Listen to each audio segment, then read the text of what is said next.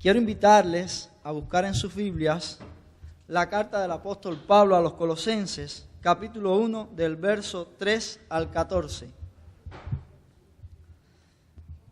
Carta del apóstol Pablo a los Colosenses, el capítulo 1, versos del 3 al 14.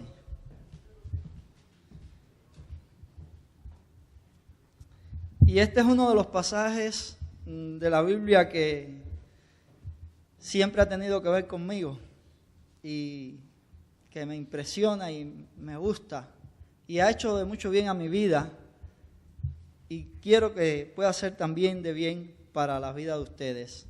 El viernes en el culto de oración yo compartí algunas cosas de este pasaje, pero sé que esto va a ser útil para toda nuestra iglesia. Dice así, Colosenses 1 del 13 en adelante: siempre orando por vosotros, damos gracias a Dios, Padre de nuestro Señor Jesucristo, habiendo oído de vuestra fe en Cristo Jesús y del amor que tenéis a todos los santos, a causa de la esperanza que os está guardada en los cielos, de la cual ya habéis oído por la palabra verdadera del Evangelio, que ha llegado hasta vosotros, así como a todo el mundo, y lleva fruto y crece también en vosotros, desde el día que oísteis y conocisteis la gracia de Dios en verdad, como lo habéis aprendido de Epafras, nuestro consiervo amado, que es un fiel ministro de Cristo para vosotros, quien también nos ha declarado vuestro amor en el Espíritu, por lo cual también nosotros, desde el día que lo oímos, no cesamos de orar por vosotros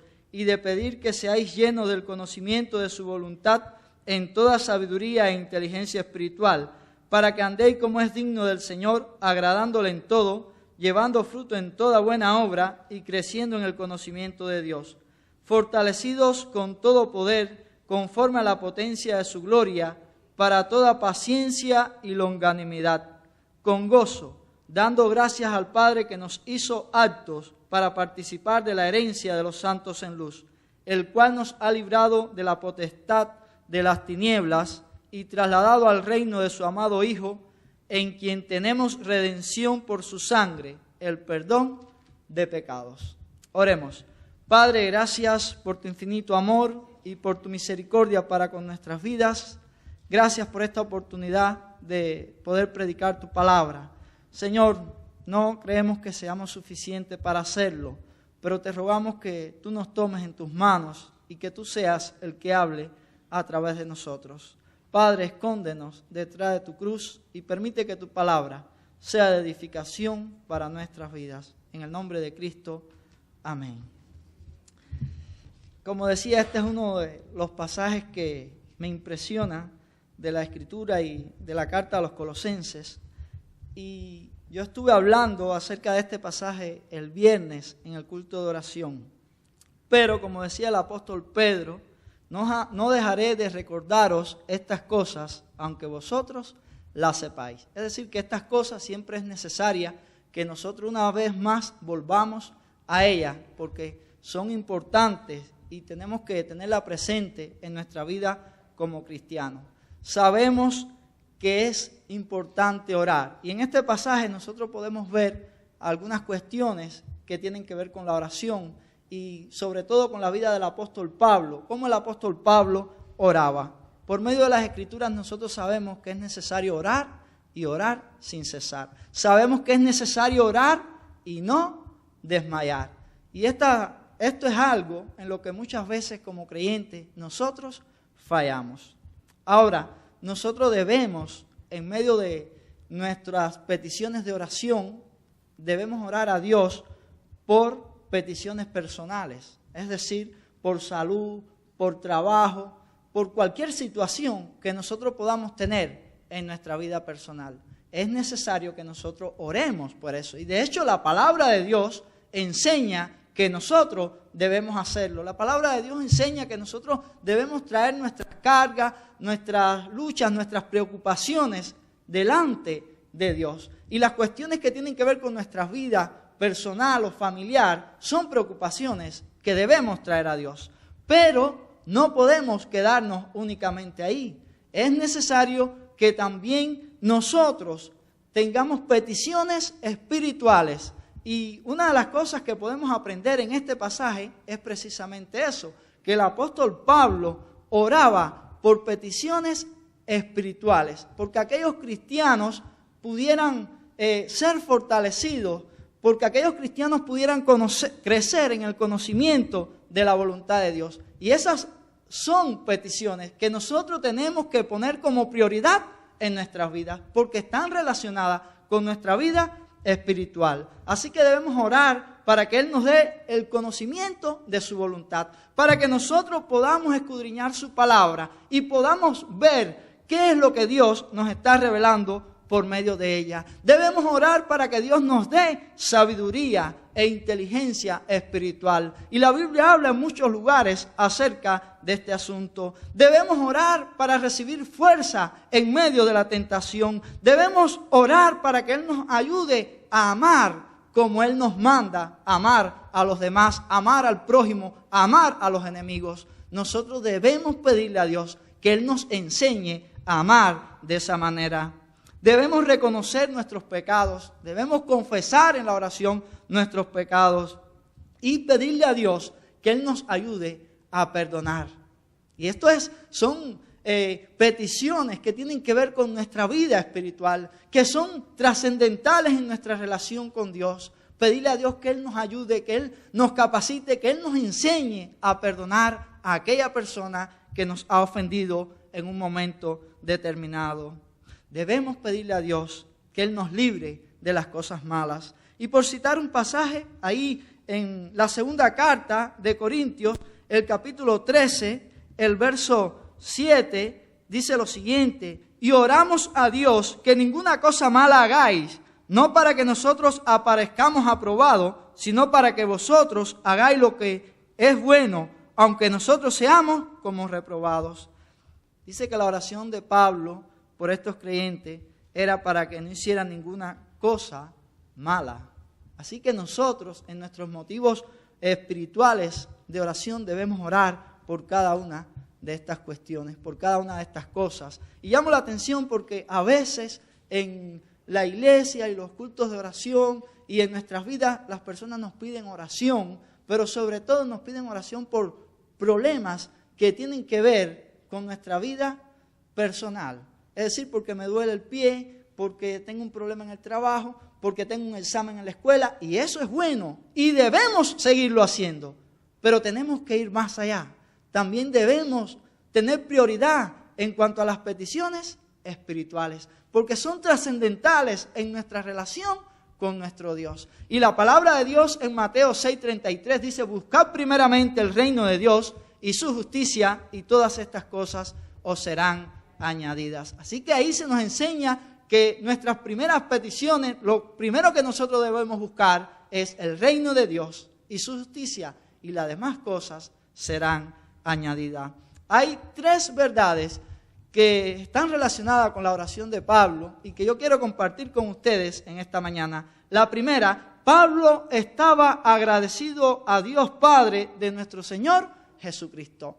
Pablo estaba agradecido a Dios Padre de nuestro Señor Jesucristo. Y dice el verso 3: siempre orando por vosotros, damos gracias a Dios Padre de nuestro Señor Jesucristo. Es decir que Pablo siempre, en todo momento, continuamente oraba a Dios, pero su oración era una oración de agradecimiento. Daba gracias por la vida de los creyentes, en este caso por la vida de los creyentes en Colosa. Pero si leemos otras cartas del apóstol Pablo, podemos ver que él daba gracia por la vida de otros creyentes que él había conocido personalmente o que no había conocido quizás personalmente, como es el caso de los creyentes en Colosa, porque la iglesia de Colosa al parecer no fue el apóstol Pablo quien la fundó, sino Epafras, pero él había oído de estos creyentes y daba gracias a Dios por la vida de ellos. La acción de gracia más profunda que puede haber en el corazón de un pastor, de un ministro del evangelio, de un maestro, es producto de saber que otros han obedecido sinceramente la fe. Y esa es la mejor acción de gracia que un siervo de Dios puede dar por una persona. Y esto era lo que el apóstol Pablo estaba haciendo en esta ocasión. Pero pudiéramos preguntar, ¿a qué fe se refiere? ¿De qué fe nos está hablando el apóstol Pablo? No una fe cualquiera, sino la fe que es en Cristo Jesús. Dice el verso 4, habiendo oído de vuestra fe en Cristo Jesús y del amor que tenéis a todos los santos. Es decir, el apóstol Pablo había oído de la fe de la iglesia de Colosa, de la fe que tenían aquellos creyentes. Él había oído de esa fe y por eso daba gracias a Dios. Ahora, no era una fe cualquiera. El texto dice que su fe era en Cristo Jesús. Es decir, los cristianos de Colosa tenían bien ubicada su fe. Su fe estaba puesta en Cristo Jesús. Hoy en día y siempre las personas muchas veces dicen que tienen fe, pero tienen puesta su fe en el lugar equivocado o en la persona equivocada. Y esto es significativo porque Pablo reconoce que estos cristianos tenían una fe genuina, que estos cristianos tenían una fe auténtica y que esa fe descansaba sobre la persona de Jesucristo, que es el Salvador. Dice la Biblia, y en ningún otro hay salvación, porque no hay otro nombre bajo el cielo dado a los hombres en quien podamos ser salvos. Así que la fe de los cristianos de Colosa descansaba únicamente en el Señor Jesucristo. Y nosotros tenemos que ser cuidadosos con esto. Nosotros tenemos que ser cuidadosos porque las personas dicen tener fe. Y hay muchos dioses hoy en día que los hombres se han creado. Pero esos dioses realmente no son los que salvan, no resuelven el problema. Las personas ponen su fe a veces en el horóscopo. En la televisión promueve mucho el asunto del horóscopo. Otras personas ponen su fe en un vaso de agua, en una herradura, en un trapo rojo, en el azabache. En muchas cosas los hombres ponen su fe. En supersticiones. Otros ponen su fe en los ídolos, que dice la Biblia que tienen ojos pero no ven, que tienen oídos pero no oyen, que tienen pies pero no caminan. El hombre de hoy tiende a poner su fe en cualquier cosa, menos en la persona correcta, que es el Señor Jesucristo. Y Pablo reconoce que estos cristianos tenían una fe correcta y da gracias a Dios por la fe de ellos, por la vida de ellos. Es importante que nosotros tengamos esto siempre bien presente en nuestras vidas. El apóstol Pedro, si nosotros vamos ahí a 2 de Pedro, en el capítulo 1, él elogia la fe y dice, capítulo 1, verso 1, Simón Pedro, siervo y apóstol de Jesucristo, a los que habéis alcanzado por la justicia de nuestro Dios y Salvador Jesucristo, una fe igualmente preciosa que la nuestra. Fíjese, a los que habéis alcanzado por medio de la justicia, por medio de nuestro Dios y Salvador Jesucristo, una fe igualmente preciosa que la nuestra. Y esa es la fe verdadera, la fe que puede salvar, la fe que está en el Señor Jesucristo. La fe es una gracia, un don de Dios. Dice la Biblia, por gracia soy salvo por medio de la fe, y esto no es de vosotros, pues es don de Dios, no por obras, para que nadie se gloríe. Así que la fe es un don de Dios, la fe es dada por Dios. Y en Filipenses 1:29 también se nos dice que nos es concedido no solo que creamos en Él, sino que suframos por Él. Es decir, que ahí también se nos enseña que se nos ha concedido que creamos en Él. La fe es un don de Dios. Y en Hechos 13:48 también se nos habla y dice, creyeron todos los que estaban ordenados para vida eterna. La fe viene de Dios, la fe verdadera viene de Dios y es una fe diferente y esa fe es la que puede salvar. La fe es un motivo de Pablo para celebrar, pues no es de todos la fe. Y ahí en 2 de Tesalonicenses 3:2 el apóstol Pablo reconoce esto, dice que hay hombres impíos que han entrado porque no es de todos la fe. No es de todos la fe, es decir, no son todas las personas las que creen. Pero él elogia la fe sincera, la fe verdadera, aquella fe que viene de parte del Señor. La fe es el punto de partida que implica acercamiento a Dios, arrepentimiento, justificación y adopción. Y ahí en 1 Corintios, el capítulo 1, el verso 30 y 31 se nos dice: por Él estáis vosotros en Cristo Jesús, el cual nos ha sido hecho por Dios sabiduría, justificación, santificación y redención, para que, como está escrito, el que se gloría, gloríese en el Señor. Es decir, que Cristo nos ha sido hecho justificación, sabiduría, santificación, redención. Y por Él, por Cristo, por Dios es que estamos nosotros en Cristo, porque Dios es el que nos ha traído, Dios es el que nos ha llamado, Dios es el que nos ha rescatado. No es algo que viene de nosotros los hombres, sino es de Dios. Dios es el dador de la fe. Así que una fe verdadera en el Salvador se ha de hacer evidente en una vida de amor a Dios y a los hombres. Si nuestra fe es verdadera, esa fe se va a hacer evidente en una vida de amor a Dios y también a los hombres. Nosotros le vamos a amar a Él porque Él nos amó primero. Y le vamos a amar a aquellos que nos rodean porque Dios va a poner ese deseo en nosotros. Porque Él es el que pone en vosotros el querer como el hacer, por su buena voluntad. Así que Dios nos va a capacitar para que nosotros podamos amar a nuestros semejantes. Pablo había oído no solo de la fe de aquellos creyentes, sino que también se nos dice en el verso 4 que él había oído del amor que tenéis a todos los santos. Es decir, que aquella iglesia de Colosa tenía una fe genuina, una fe verdadera, y esta fe estaba en el Señor Jesucristo, pero esta iglesia también era una iglesia amorosa, que había amor allí en medio de aquella iglesia, que se amaban mutuamente, que amaban a todos los santos. Y esto es importante. El Señor Jesucristo habló acerca del amor en muchas ocasiones, pero hay un pasaje que a mí siempre me gusta pensar en él, y se encuentra en el Evangelio de Juan, el capítulo 13, el verso 35, que dice así: en esto conocerán todos que sois mis discípulos, si tuviereis amor los unos con los otros. Es importante que nosotros confesemos la fe. La Biblia nos manda a hacerlo. Es importante que nosotros nos identifiquemos como cristianos donde quiera que nos encontremos, en el trabajo, en la escuela. Eso es importante. Pero hay algo que es muy importante.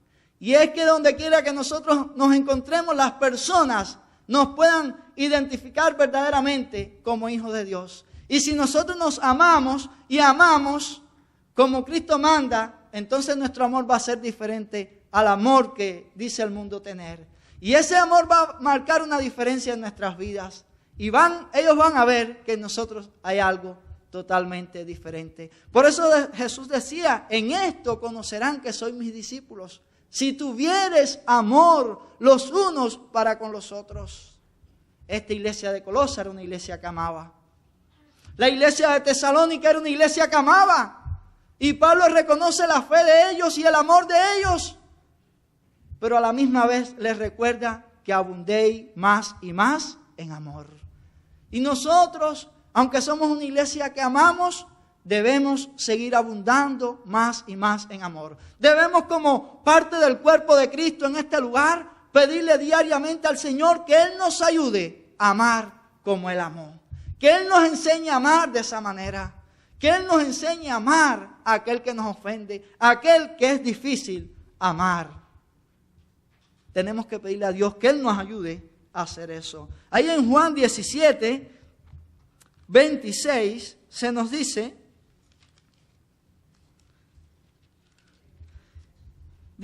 y les he dado a conocer tu nombre y lo daré a conocer aún, para que el amor con que me has amado esté en ellos y yo en ellos. Es decir, que Cristo nos dio a conocer el nombre de Dios. Nos enseñó sobre la persona de Dios. Y esto es importante, para que el amor con que me has amado esté en ellos y yo en ellos. Es decir, que el hecho de conocer a Dios y de que Cristo nos haya llevado a Dios y nos permita conocer a Dios es con el objetivo de que ese amor esté en nuestras vidas. Con que nosotros podamos reflejar el amor de Dios. Ahora sigue diciendo el verso 5, a causa de la esperanza que os está guardada en los cielos, de la cual ya habéis oído por la palabra verdadera del Evangelio. Se nos dice cómo es que estos creyentes llegaron a esa experiencia de fe, a esa experiencia de amor, por medio de oír el Evangelio. Por medio de oír el Evangelio y creer en Él, tuvieron la esperanza de la salvación, y esa esperanza de la salvación es fe, es amor. Se van a proyectar de esa manera. A causa de la esperanza que está guardada en los cielos, nos dice el verso. Pero dice algo ahí, dice, producido por el oír la palabra verdadera del Evangelio.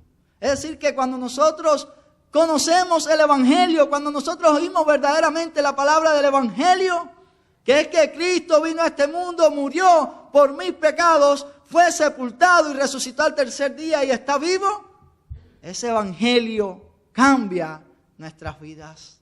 El Evangelio es el poder de Dios, como decía el apóstol Pablo, para salvación a todo aquel que cree. Al judío primeramente y también al griego. Porque no me avergüenzo del Evangelio, porque es poder de Dios para salvación.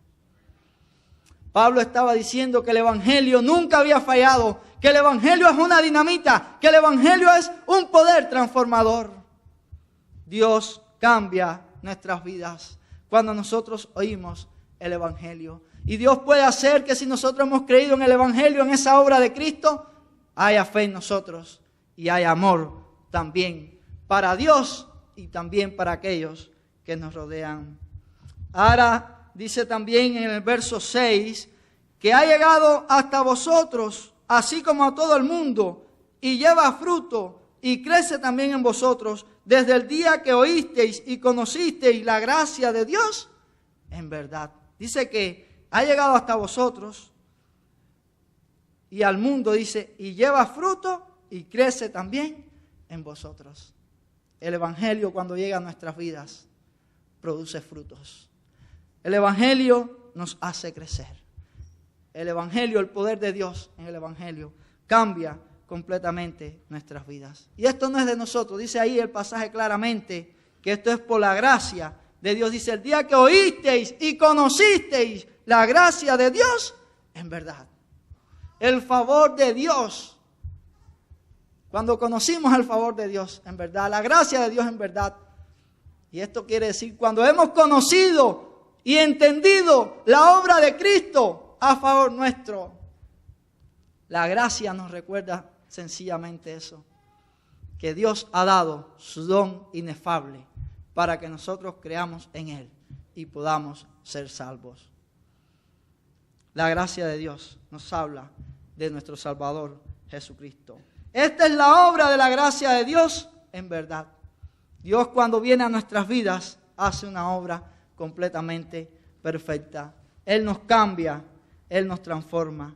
Esta es la misma fórmula enunciada por el propio apóstol Pablo ahí en Tito 2, 11 y 13, porque la gracia de Dios se ha manifestado para salvación a todos los hombres, enseñándonos que renunciando a la impiedad y a los deseos mundanos, vivamos en este siglo sobria, justa y piadosamente, aguardando la esperanza bienaventurada y la manifestación gloriosa de nuestro gran Dios y Salvador Jesucristo. Estas palabras de Colosenses que yo leí hace un momento, es lo mismo que Pablo le está diciendo ahí a Tito. Se invierte el orden, pero es lo mismo. La gracia de Dios en Cristo nos salva. Es como la personificación de la gracia de Dios es Cristo. Y Él es el que nos salva. Ahora dice que esa gracia de Dios nos enseña, nos guía a renunciar al pecado, a los deseos del mundo, a las pasiones de este mundo. Y a vivir de una manera diferente. A tener un anhelo diferente por las cosas espirituales. Porque nosotros de por sí no podemos buscar a Dios. La Biblia dice, no hay quien busque a Dios. No hay ni siquiera uno. Todos se desviaron, todos se corrompieron. Si nosotros sentimos el deseo de buscar a Dios, es porque Dios ha estado obrando en nuestras vidas. Es porque Dios está tratando contigo. Porque humanamente nosotros no queremos saber de Dios. Queremos ir en contra de todo lo que Dios ha establecido. Pero dice la Biblia en un salmo: tu pueblo se te ofrecerá voluntariamente en el día de tu poder.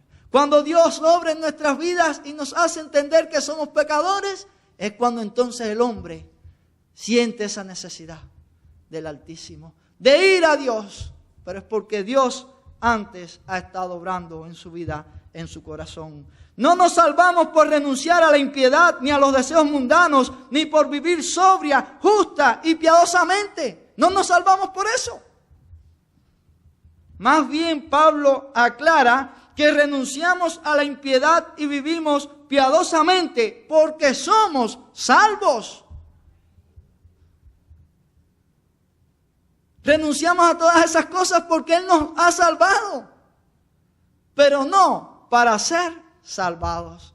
Porque recuerde que la salvación es por gracia de Dios, favor inmerecido, no por obras, sino únicamente por su gracia. Tal regalo de la gracia nos lleva a amarle de tal manera que ahora su gloria sea nuestro mayor y único anhelo.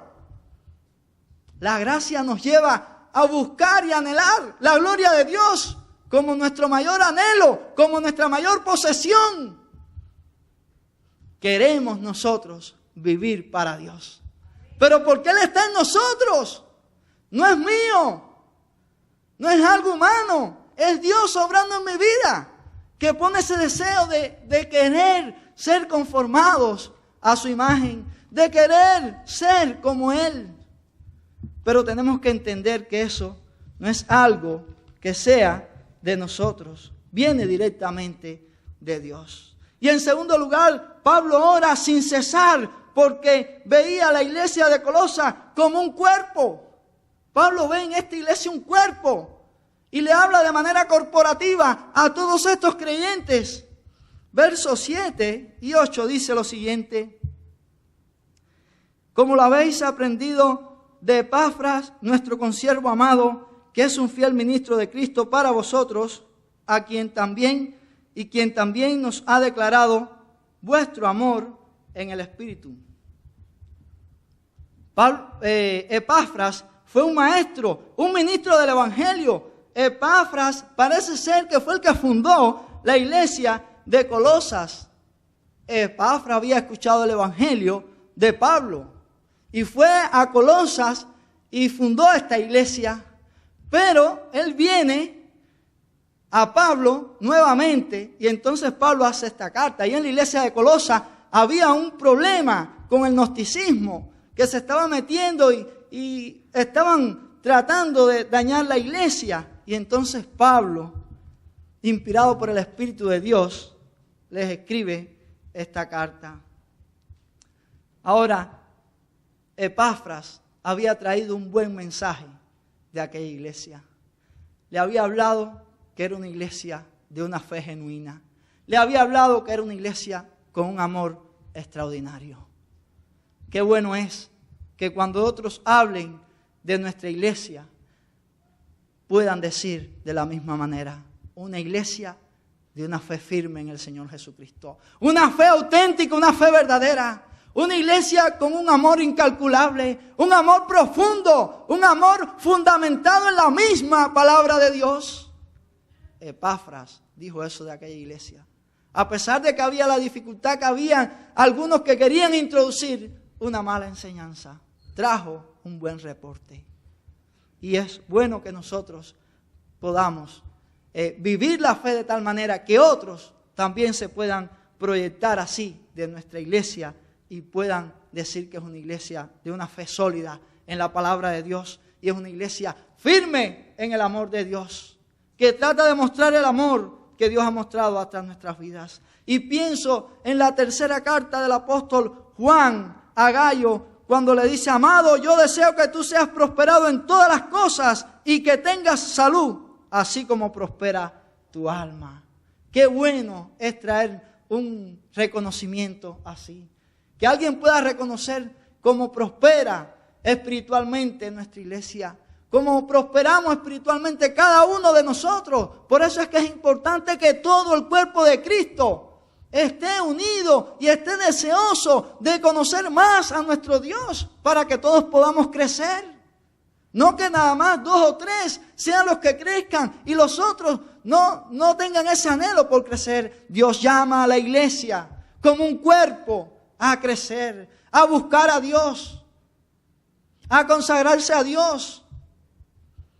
Dios llama a la iglesia a hacer eso.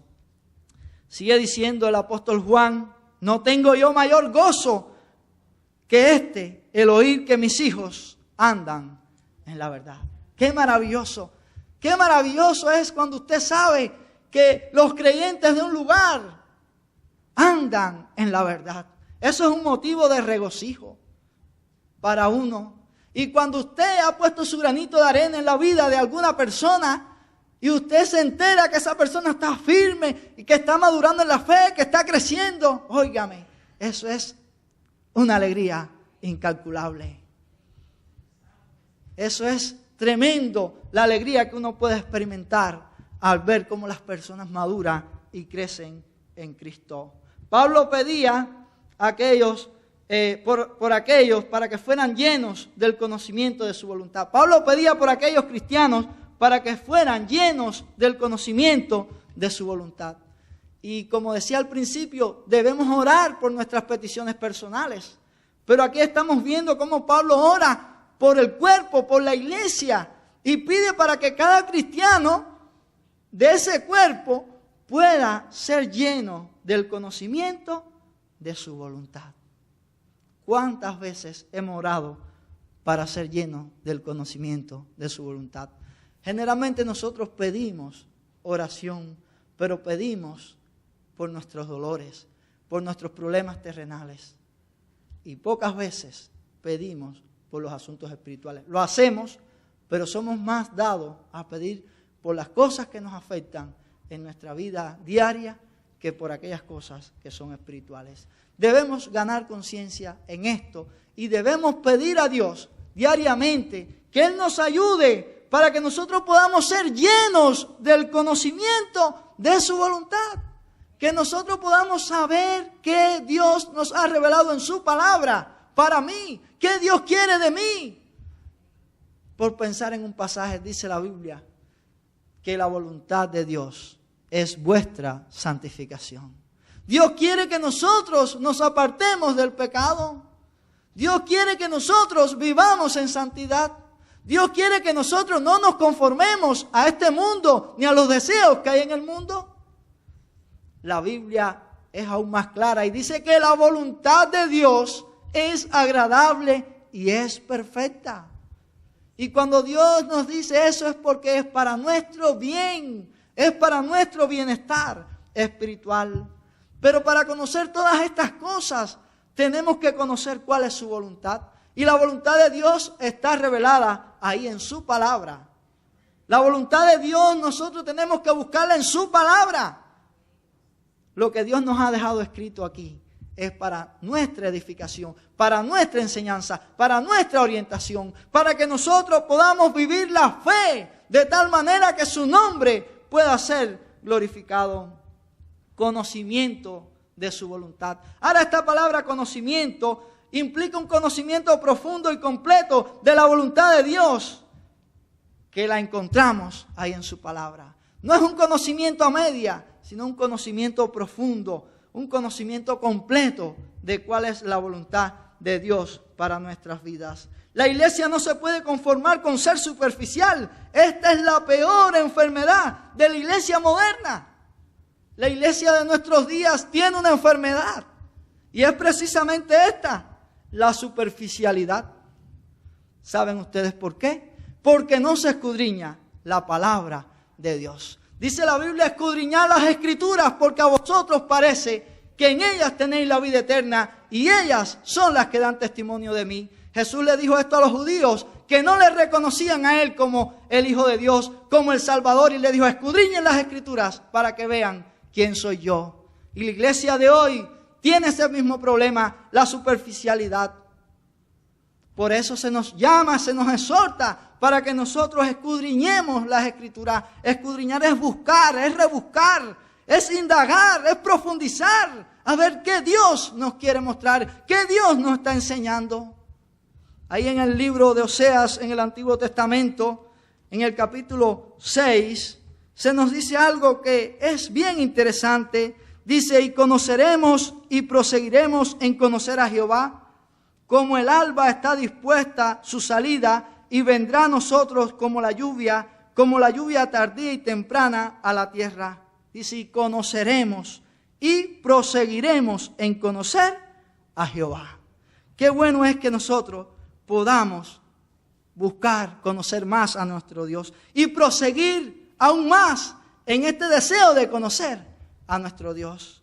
Pero también el mismo profeta en el capítulo 4, el verso 6 dice, mi pueblo fue destruido porque le faltó conocimiento.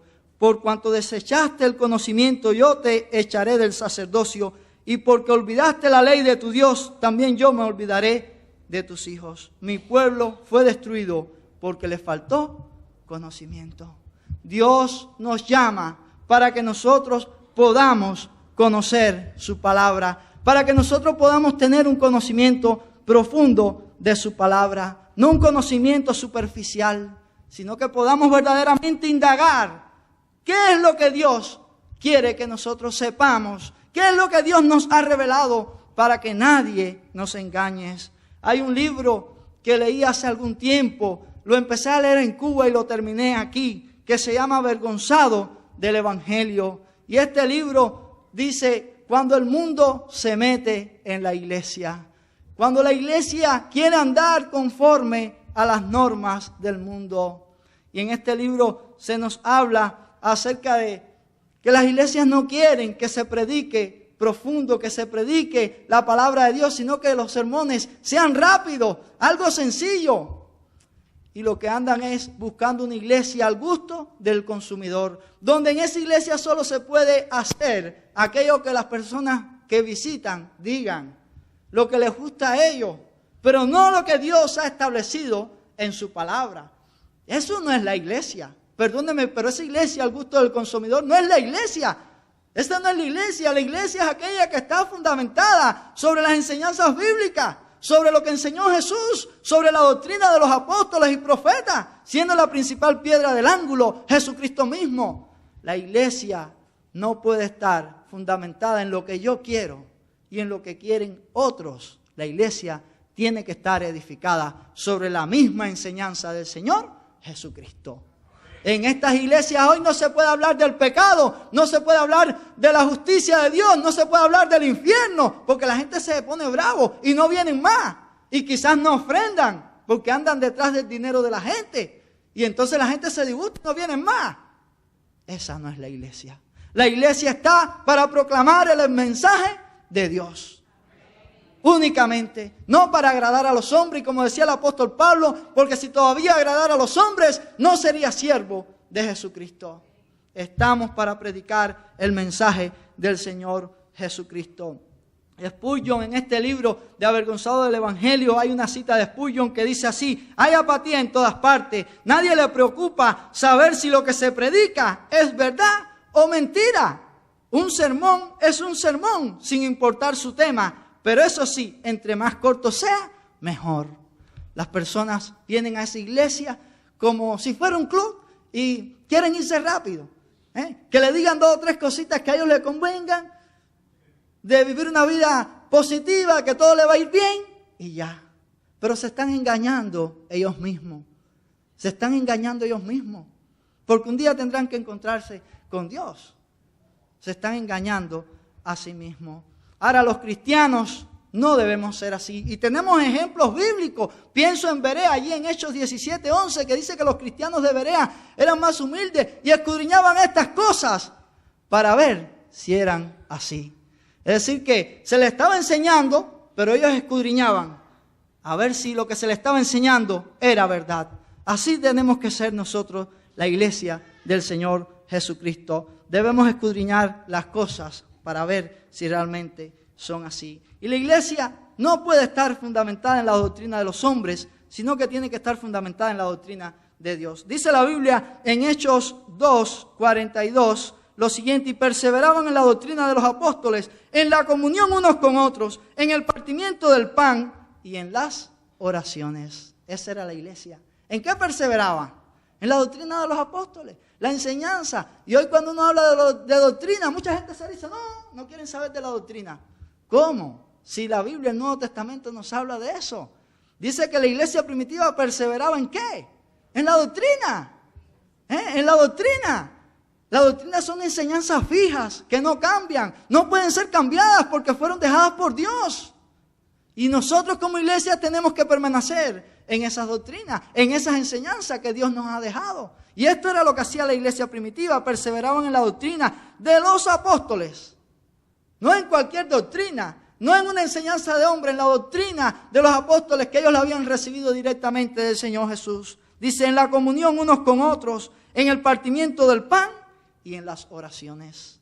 En esto perseveraba la iglesia primitiva.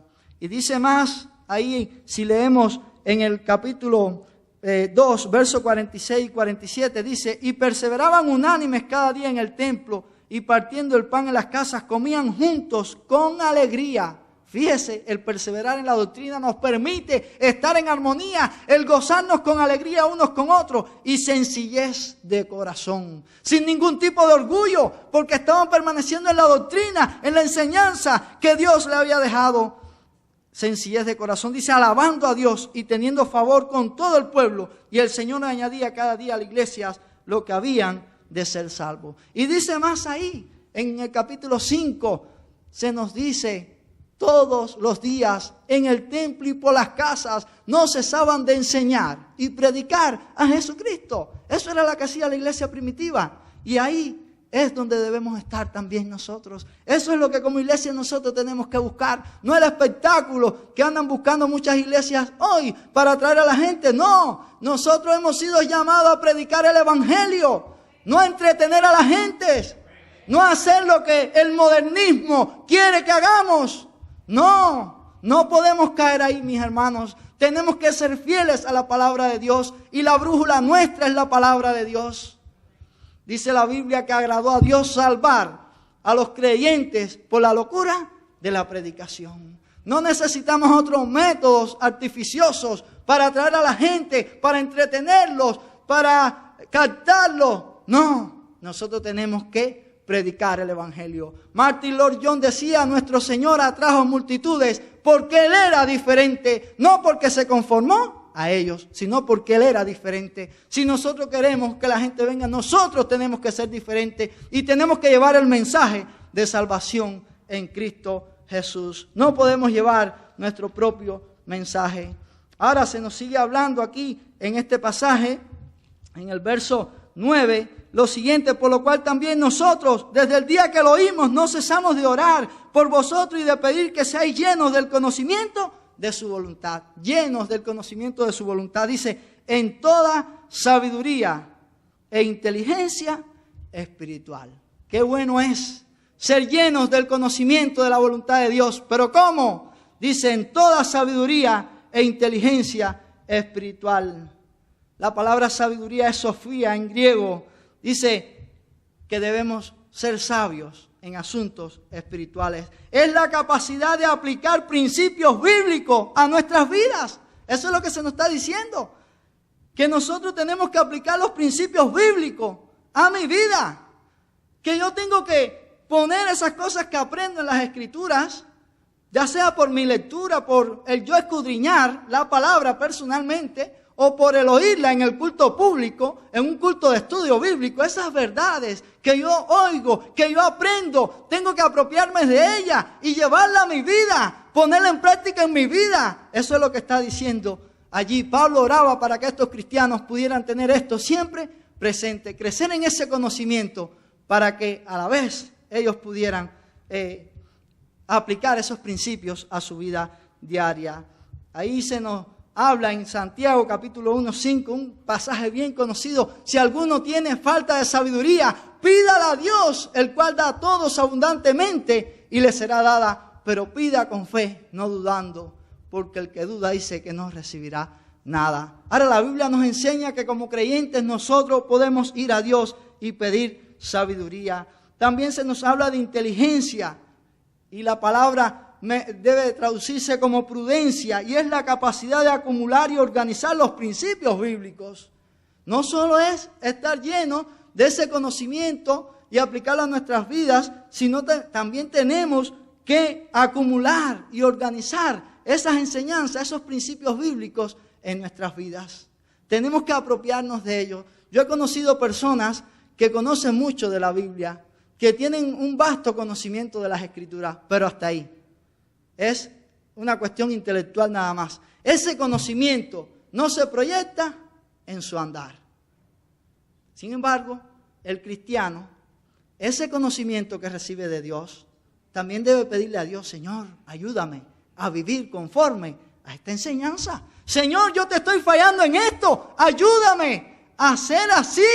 Ayúdame a vivir conforme a tú me enseñas en tu palabra. Ayúdame a amar a mi prójimo. Ayúdame a amar a mi esposa. Ayúdame a amar a mis hijos. Ayúdame a respetarlo. Cambia mi carácter, oh Dios. Tú me enseñas que yo tengo que ser distinto.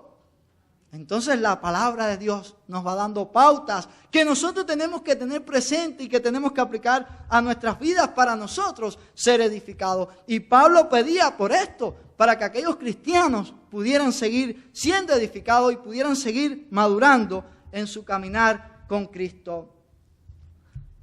Así que no se trata de llenarnos de conocimiento, sino de que esos conocimientos sean aplicados enteramente a nuestras vidas. Sigue diciendo ahí el apóstol Pablo: para que andéis como es digno del Señor, agradándole en todo, llevando fruto en toda buena obra y creciendo en el conocimiento de Dios. ¿Para qué el apóstol Pablo quería que estos cristianos pudieran ser llenos del conocimiento de su voluntad en toda sabiduría y experiencia espiritual?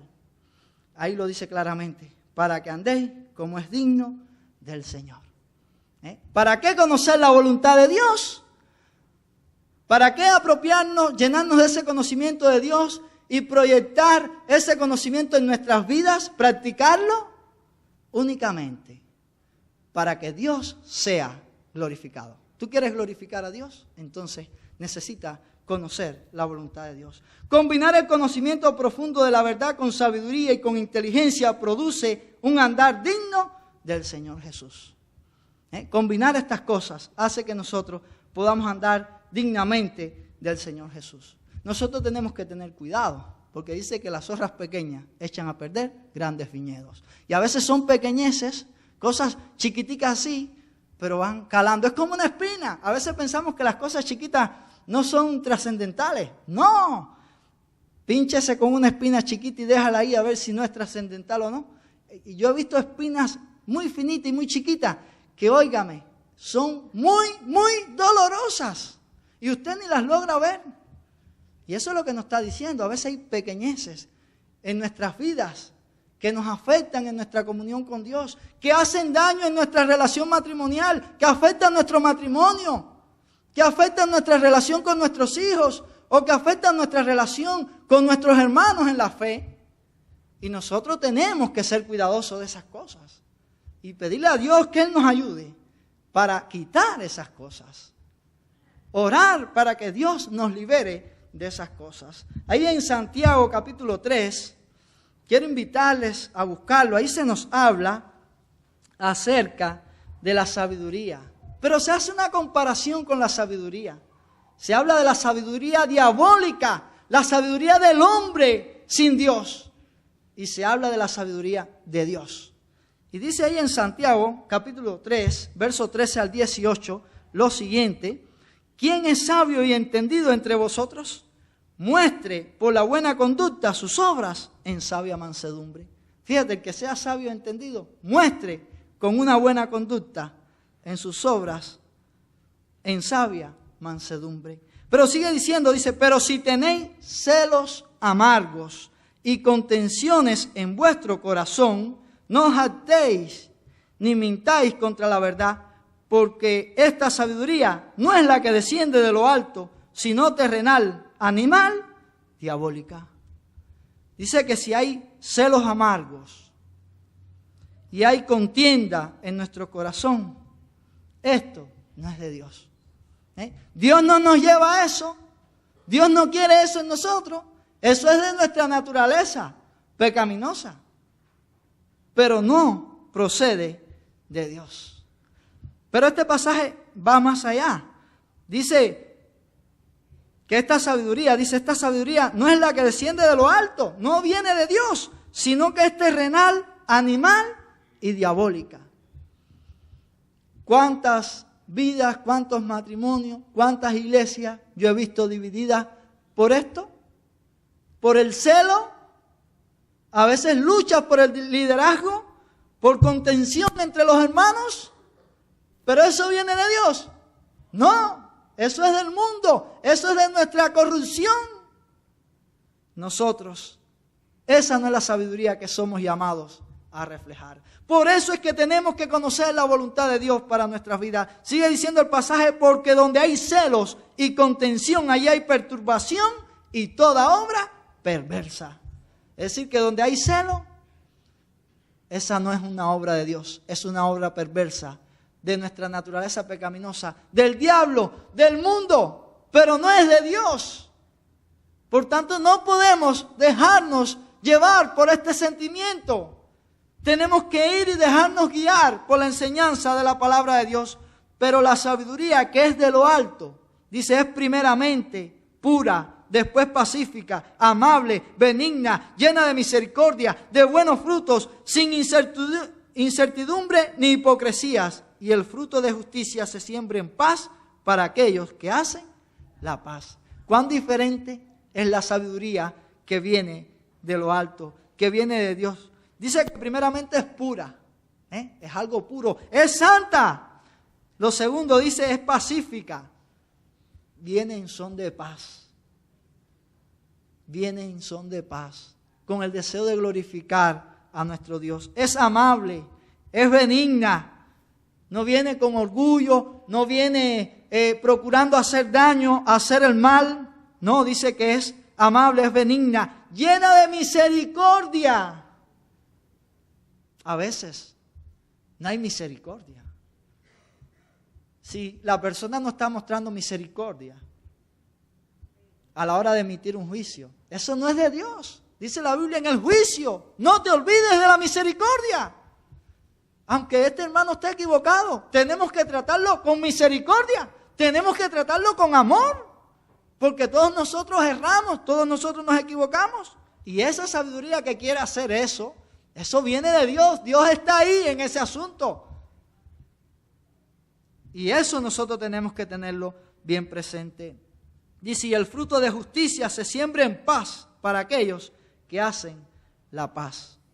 Y pienso en Corintios. Ahí en el capítulo 3, versos del 1 al 3, dice, de manera que yo, hermanos, no puedo hablaros como a espirituales, sino como a carnales, como a niños en Cristo. Os di a beber leche y no vianda, porque aún no erais capaces, ni sois capaces todavía, porque aún sois carnales. Pues habiendo entre vosotros celos, contiendas, disensiones, ¿no sois carnales y andáis como hombres?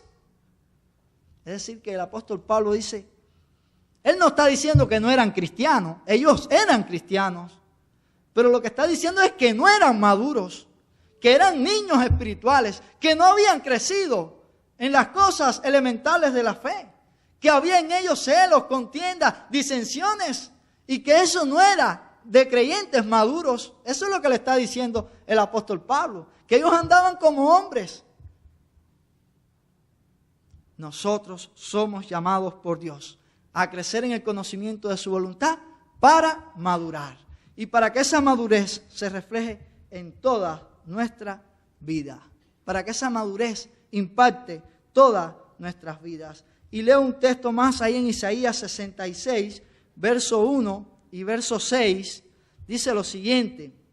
Este es un texto que ha cautivado mi vida por años. Y recuerdo una hermana que una vez en Cuba se lo comentaba. Dice ahí el verso 66:1, Jehová dijo así, el cielo es mi trono y la tierra el estrado de mis pies. ¿Dónde está la casa que me habréis de edificar y dónde el lugar de mi reposo? Mi mano hizo todas estas cosas y así todas estas cosas fueron, dice Jehová. Pero miraré a aquel que es pobre y humilde de espíritu y que tiembla a mi palabra. Dios mira, dice, a aquel que es pobre y humilde de espíritu y que tiembla a su palabra. Dios está en todas partes, hermanos. Dios está en todas partes. Dios no está en un templo hecho por manos de hombre. Dios está en todas partes. Pero algo importante en este pasaje dice, miraré a aquel que es pobre y humilde de espíritu.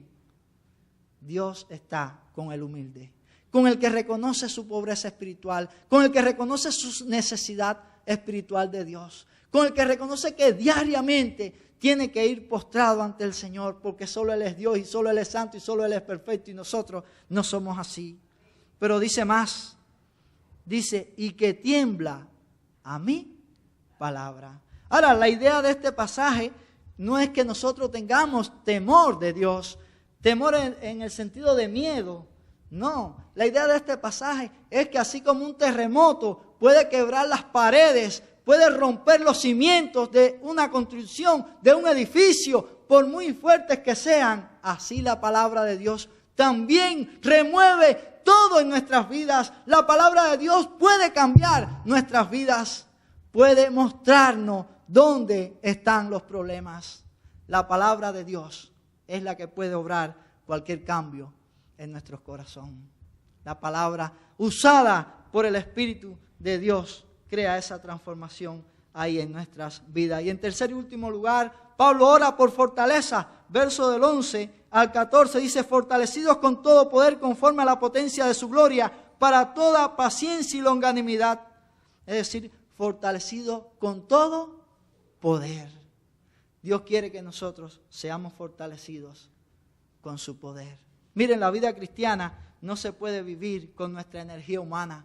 Necesitamos vivirla con la fortaleza que viene de Dios. Por eso ahí en Efesios capítulo 6, versos 10 y 12, cuando se nos habla de la armadura de la fe, se nos explica acerca de esto. Y dice, fortaleceos en el Señor y en el poder de su fuerza. Y entonces se nos dice que no tenemos lucha contra sangre y carne, sino contra seres espirituales de maldad en las regiones celestes. Y se nos exhorta a ponernos toda la armadura de Dios para poder estar firmes en el día malo. Ahora, ¿dónde vamos a buscar fuerzas para vivir un cristianismo auténtico, un cristianismo verdadero, un cristianismo como Dios manda que vivamos? En el Señor, hermanos míos. La fuerza viene únicamente del Señor. Ahora, me hago la pregunta, ¿para qué quería Pablo que fueran fortalecidos con todo poder? ¿Para qué? ¿Para levantar los muertos? ¿Para hacer señales milagrosas? ¿Para echar fuera demonios? No, para que puedan resistir la prueba con toda paciencia y longanimidad. Dios quiere que nosotros seamos fortalecidos para resistir la prueba con toda paciencia y longanimidad. Eso es lo que Dios quiere para cada una de nuestras vidas. Que nosotros podamos enfrentar las pruebas de esta manera, con paciencia y con longanimidad. Quizás usted se pueda preguntar, ¿qué es la paciencia? ¿Qué es la longanimidad? Sencillo. La paciencia es la capacidad de sostener un peso de manera prolongada sin rajarse. Es como que el techo se esté cayendo y yo lo estoy aguantando y tengo que aguantarlo porque si lo dejo me escacha. Esa es la capacidad de permanecer bajo presión, bajo prueba. La idea de esa palabra en el griego es esa, es aguantar un peso. Muchas veces cuando nosotros estamos en prueba lo que queremos, le decimos, Señor, quítame esto, libérame de esto. Y esa es la tendencia que nosotros como hombres y como cristianos tenemos. En vez de decir, Señor, en medio de esta prueba, ¿qué tú nos quieres mostrar? ¿Qué tú quieres hacer con mi vida? Nosotros lo que queremos es salir huyendo de la prueba. Recuerdo cuando era niño que estudiaba la primaria, no recuerdo realmente en qué grado, si era en cuarto o quinto grado, leí acerca de un guerrero mapuche, ahí por el sur de Chile, llamado Caupolicán. Y dice que había una guerra y necesitaban un líder, alguien que pudiera liderar a aquel pueblo y llevarlo a la guerra. Y pusieron una prueba para escoger el líder. La persona que el líder era el que lograra resistir más tiempo una enorme carga, un tronco grande. Y yo recuerdo que en aquella lectura de la primaria había un hombre fuerte y con un tronco grande que parece que pesaba bastante. Y este hombre llamado Caupolicán tuvo 2 días y 2 noches con ese tronco encima y fue elegido como el líder que iba a dirigir esa guerra. Y esa es la idea de este pasaje de la prueba. Es la capacidad de aguantar ese peso, esa prueba, esa carga, sin nosotros quebrarnos, sin nosotros rajarnos, sin nosotros abandonar, sino ahí permanecer. Esa es la idea de la palabra. Y eso es lo que Dios quiere. El poder de Dios es para eso, para que nosotros podamos resistir la prueba. Y las pruebas a nuestras vidas vienen de diferentes maneras, hermanos. Dice la Biblia claramente ahí en Santiago que las pruebas son de diversas formas. En el griego eso quiere decir de diferentes colores. Es decir, que a lo mejor yo soy probado en la salud o de otra manera. Hay muchos tipos de pruebas. Todos no somos probados iguales, pero todos sí somos probados. Y dice la Biblia que la fe verdadera se prueba así como es probado el oro, para que sea hallada en alabanza y gloria delante de Dios. Pero también dice con toda paciencia y longanimidad. Longanimidad se aplica a la paciencia en el trato con personas difíciles. Es decir, es la capacidad de resistir la prueba con personas difíciles, de tener paciencia cuando tratamos con personas difíciles, con personas que a lo mejor nosotros decimos, tiene un carácter duro, tiene un carácter difícil de tratar a esta persona. Bueno, esa es la longanimidad, es la capacidad de poder tratar con ese tipo de personas, es la capacidad de sobrellevar a ese tipo de personas. Y en el cuerpo de Cristo nosotros tenemos que tener longanimidad, porque todos no somos iguales y todos somos imperfectos. Y muchas veces tenemos un carácter difícil, ya sea por nuestra formación, no sé, por lo que sea, pero tenemos que tener longanimidad. Y es la capacidad de tratar con esa persona. Por eso dice Colosenses mismo 3:13, soportándoos con paciencia. Dice, y perdonando, soportando y perdonando unos a otros, de la manera que Cristo os perdonó, así hacerlo también vosotros con ellos. Estamos llamados por Dios a perdonarnos los unos a los otros. Pero no solo a perdonarnos, sino también a soportarnos los unos a los otros. A veces creemos, no, porque yo tengo un buen carácter, y a lo mejor usted se está creyendo eso, pero no es así. A lo mejor para otro hermano, usted tiene un carácter difícil. Entonces, es necesario que en el cuerpo de Cristo podamos tener longanimidad, que es la capacidad de soportar a aquellos que nos rodean, que quizás tienen un carácter difícil. La longanimidad es una cualidad que implica un vínculo de relación. Es como el Salmo 127:4, donde dice que como saetas en manos de valientes, así son los hijos habidos en la juventud. Un arco, imagina un arco. El arco tiene dos partes, tiene un cordel y también tiene una parte que puede ser de metal o de madera o plástico, no sé, puede ser cierto material. Ahora, ambos materiales, ambos elementos tienen la capacidad de doblarse. Usted coge un arco y lo dobla y él no se parte. Y esa es la idea con la palabra longanimidad, que nosotros podamos ser flexibles sin partirnos, sin quebrarnos, sin dar la mala nota. Y eso es lo que Dios quiere. Y esto es necesario en la iglesia. Esto es necesario en nuestro matrimonio. Esto es necesario en nuestra familia. Esto es necesario en nuestro trabajo. Donde quiera que nosotros nos encontremos, tenemos que presentar y tener la longanimidad. Ahora, nosotros necesitamos ir a la palabra, porque ella es la que nos enseña cómo debemos vivir. La iglesia es una gran familia. Una familia se ama, se soporta, se sostienen unos a otros, se cuidan, pero sobre todo se gozan juntos por haber permanecido juntos en las pruebas. Dice ahí en el verso 11, dice, fortalecido con todo poder conforme a la potencia de su gloria, para toda paciencia y longanimidad, con gozo, dando gracias al Padre que nos hizo aptos para participar de la herencia de los santos en luz, el cual nos ha librado de la potestad de las tinieblas y trasladado al reino de su amado Hijo Jesús, en quien tenemos redención por su sangre, el perdón de pecado. Pero dice que este fortalecimiento para enfrentar la prueba, nosotros, dice que debemos hacer eso con gozo, dice con gozo, dando gracias al Padre, que nos hizo aptos para participar de la herencia de los santos en luz. Qué maravilloso es que podamos enfrentar la prueba que venga a nuestra vida de esta manera, fortalecidos en el Señor, pero a la vez con gozo. Dice la Biblia en Pedro, primera de Pedro, no os sorprendáis del fuego de prueba que os ha sobrevenido como si alguna cosa extraña os aconteciese, sino gozaos porque sois participantes de los padecimientos de Cristo. debemos gozarnos en las pruebas, y independientemente del tipo de prueba que sea. Pero también debemos estar preparados porque vienen tiempos difíciles cuando la iglesia será probada. Y tenemos que estar preparados para que Dios nos fortalezca y podamos enfrentar esa prueba, así como fue probado Cristo, podamos enfrentar esa prueba con gozo y con alegría. Que Dios nos bendiga en esta mañana. Vamos a orar. Le invito a ponerse en pie, oramos y así de esta manera vamos a terminar este tiempo. Oremos. Padre, gracias por tu amor, por tu misericordia. Gracias también por tu palabra que hemos podido escudriñar, Señor, en esta mañana. Oh Dios, ayúdanos a ser agradecidos por lo que tú has hecho en nuestras vidas. Ayúdanos también, oh Dios, para que podamos llenarnos del conocimiento de tu voluntad y para que podamos a la vez ser fortalecidos por ti en medio de nuestras luchas, de nuestras pruebas, de nuestras dificultades, Señor, que enfrentamos a diario, ya sea en nuestro trabajo, ya sea en nuestro matrimonio, en nuestra familia, en nuestra vida personal, oh Dios. Te pedimos que tú nos ayudes y que tú nos sostengas. Permite que el anhelo nuestro pueda ser escudriñar tu palabra para conocerte más profundamente y para conocer la voluntad que tú nos has revelado en ella.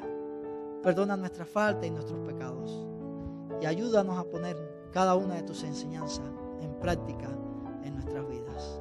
Llévanos ahora con bien hasta nuestros hogares, porque te lo pedimos en el nombre de Cristo. Amén y amén.